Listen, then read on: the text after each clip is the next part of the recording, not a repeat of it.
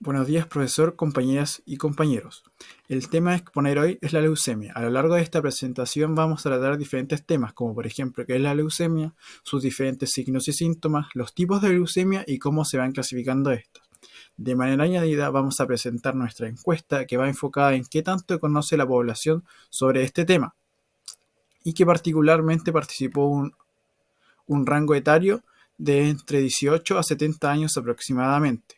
Además, vamos a exponer nuestra historia clínica y cómo se relaciona el paciente con esta enfermedad. Primero que todo, hay que entender que la leucemia es una enfermedad que va a afectar tanto a glóbulos rojos como a glóbulos blancos, los cuales se producen en la médula ósea y viajan a la sangre. Hay que entender que esta enfermedad se puede clasificar según el periodo de prolongación de la enfermedad y el tipo de célula que se ve afectada. Como se mencionó al principio, en este trabajo se realizó una encuesta para saber qué tanto sabía la población acerca de esta enfermedad, la cual consiste en preguntas, por ejemplo, de qué es la leucemia, cuáles son sus signos y síntomas, si falta más educación en el país acerca de esta enfermedad o si donarían su tipo de sangre o médula ósea. ¿Qué es la leucemia? La leucemia es un tipo de cáncer que va a atacar a los glóbulos blancos con afectación principal en la generación de estos en la médula ósea. Estos glóbulos blancos van a sufrir daños a nivel del ADN durante su desarrollo, por lo que su crecimiento y división es de manera descontrolada, por lo que al llegar al torrente sanguíneo se va a ver afectada el correcto funcionamiento de los glóbulos rojos y los glóbulos blancos sanos. Esta enfermedad, como se dijo anteriormente, puede estar clasificada según el periodo de tiempo que va a durar la enfermedad, que puede ser aguda o crónica. Y también según el tipo de célula que se va a ver afectada, que puede ser linfocítica o mieloide. Leucemia crónica y aguda. Al clasificar esta patología se debe conocer el comportamiento de las células anómalas. Si estas células son inmaduras y se parecen más a la célula madre, o si son maduras y se parecen a los glóbulos blancos normales. En la leucemia crónica, las células maduran de forma parcial y no son normales a pesar de parecerse a estas. Tampoco combaten las infecciones tan bien como lo hacen los glóbulos blancos sanos. Por otro lado, las leucemias agudas se producen por un fallo severo a nivel de la médula ósea. Esta genera grandes cantidades de células sanguíneas anormales y progresan rápidamente. Tipos de leucemia. Existen variados tipos de leucemia, siendo la linfocítica y la mieloide las más comunes. Estas se subdividen en agudas y crónicas. La leucemia linfocítica aguda es un tipo de cáncer de rápido crecimiento de linfocitos y estos se encuentran inmaduros. La leucemia linfocítica aguda comienza en la médula ósea y con frecuencia invade muy rápidamente a la sangre, y si esta no se trata, probablemente sea fatal en pocos meses. La leucemia linfocítica crónica es un tipo de cáncer en el cual las células leucémicas a menudo se acumulan lentamente. Con el paso del tiempo, las células crecen y se propagan a otras partes del cuerpo. Esta es la leucemia más común en adultos y muchas personas no presentan síntomas hasta pasados unos años. La leucemia mieloide aguda es un cáncer que se origina dentro de la médula ósea, pero pasa rápidamente a la sangre y afecta a las células mieloides, que estas normalmente se convierten en células sanguíneas maduras. Y la leucemia mieloide crónica es un tipo de sangre de cáncer donde existe una formación de células mieloides inmaduras, las que crecen, se dividen y se acumulan en la médula ósea y se extienden a la sangre. Durante este tiempo, las células también pueden invadir otras partes del cuerpo, como lo es el vaso. Este tipo de leucemia es de un crecimiento relativamente lento, pero puede pasar a ser una leucemia mieloide aguda. Manifestaciones clínicas. Los síntomas de la leucemia pueden variar dependiendo del tipo de leucemia que se presente. Entre los signos más frecuentes se encuentra la anemia, la fatiga, los moretones y sangrados frecuentes, las infecciones por leucopenia, la inflamación de ganglios linfáticos, hígado y vaso. Y los síntomas B, que estos consisten en que el paciente presenta fiebre, sudoración excesiva, especialmente durante la noche, y una pérdida de peso involuntaria. En la leucemia linfocítica crónica y mieloide crónica se presenta un recuento elevado de glóbulos blancos anómalos. Esto quiere decir que están inmaduros y estos no cumplen con su función inmunitaria. En esta presentación se hace énfasis en la leucemia del manto, ya que la persona a la que se le realizó la historia clínica la padece. Esta es una neoplasia del sistema linfático, específicamente ocurre una proliferación de los linfocitos B, que son los responsables de la inmunidad humoral, los cuales van aumentando considerablemente hasta llegar a los ganglios, continúan su proceso de multiplicación, que es lo que produce la inflamación, Estas células viajan a través de la sangre, llegando así a otros tejidos, órganos o sistemas del cuerpo. La anemia es producida porque los linfocitos ocupan a la médula ósea, lo que impide que se reproduzcan las células sanguíneas, como por ejemplo los eritrocitos. Este tipo de leucemia presenta 4 etapas. La primera etapa, una región de los ganglios linfáticos o solo un órgano es afectado. En la segunda etapa, 2 o más regiones de los ganglios linfáticos en el mismo lado del diafragma es afectado. En la etapa 3, 2 o más regiones de los ganglios linfáticos por arriba y por debajo del diafragma son afectados. Y en la etapa 4, la enfermedad es extendida ya por todos los ganglios linfáticos y otras partes del cuerpo. Se realizó también una encuesta dirigida a personas entre 18 y 70 años de edad para todos los géneros, en la cual respondieron aproximadamente 100 personas, con el objetivo de descubrir el nivel de conocimiento que tiene la población sobre la leucemia. Sobre la pregunta, ¿sabes qué es la leucemia? El 93% respondió que sí y un 7% que no. Además, un 67% de la población refiere tener un familiar o conocido diagnosticado con leucemia. Continuando, se puede observar de manera bastante equitativa la cantidad de personas que conocen los síntomas más comunes de la leucemia y los que no, con un 55% sí y un 45% no. De manera muy similar, sucede con la pregunta ¿sabes cuáles son los tratamientos disponibles para la leucemia en Chile?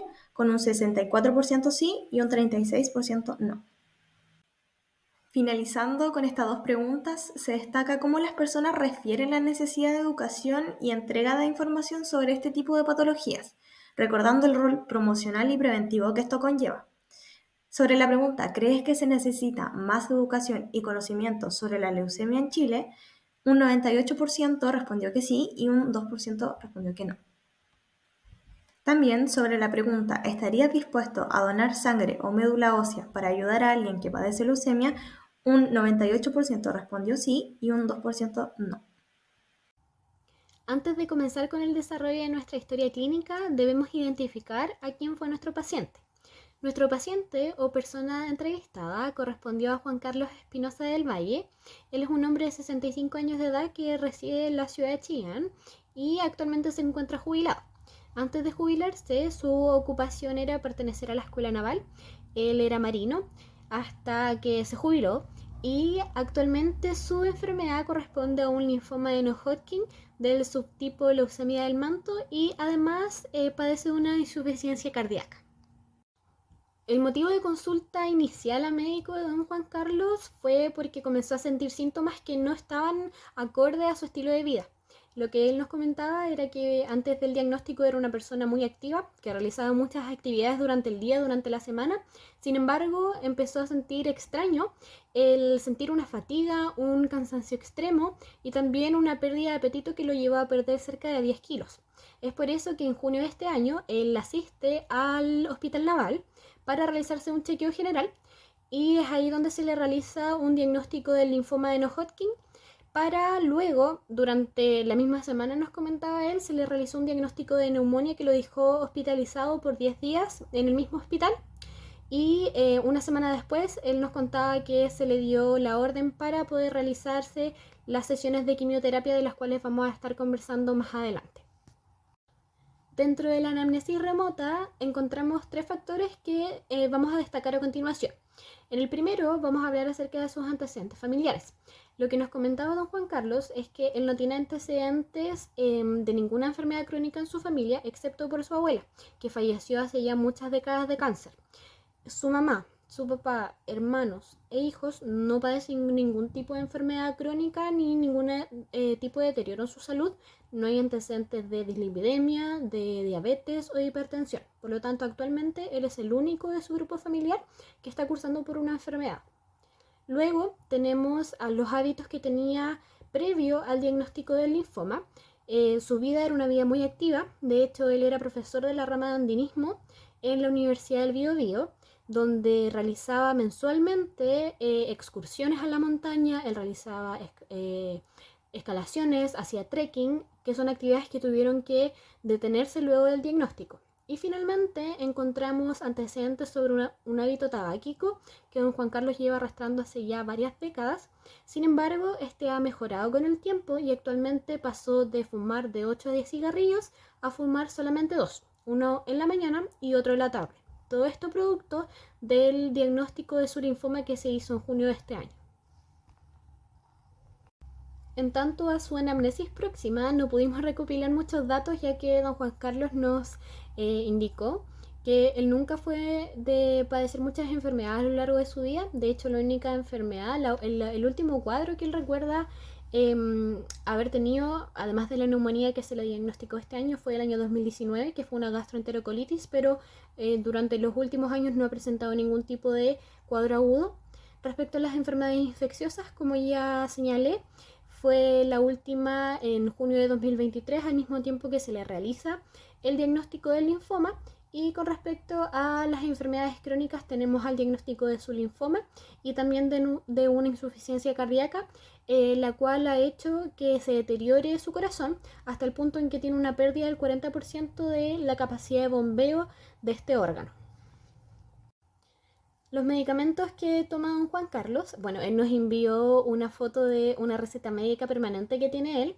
Son medicamentos que él nos indicaba que son principalmente para el tratamiento de una insuficiencia cardíaca. Podemos ver el tipo de tratamientos de los cuales han sido indicados, que son el carvedilol, el losartán, la atorvastatina y la espironolactona, que son hipotensores. Con respecto a otro tipo de tratamientos no orales, vamos a encontrar las quimioterapias. Él se hizo quimioterapia alrededor desde los meses de finales de junio, principios de julio hasta noviembre. Él tuvo un ciclo de 6 sesiones en total, en las cuales él nos mencionaba que la pasó muy mal. Después de cada sesión de quimioterapia sentía muchas náuseas, muchos vómitos, también tiene quemaduras en las zonas de los ganglios producto de la quimioterapia, y lo que más ha conservado hasta el día de hoy es su dolor muscular, el cual no le permite caminar grandes distancias sin sentirlo. Para la revisión de los sistemas decidimos elegir los 3 que fueron los que nos comentó nuestro usuario que habían sido los más afectados post-diagnóstico. En primer lugar, vamos a hablar del sistema cardiovascular de una etiología desconocida. ¿Por qué es esto? Don Juan Carlos nos comenta que su cardiólogo, que es el médico con el cual ha estado trabajando desde el principio de su diagnóstico, no tiene clara el origen de esta insuficiencia.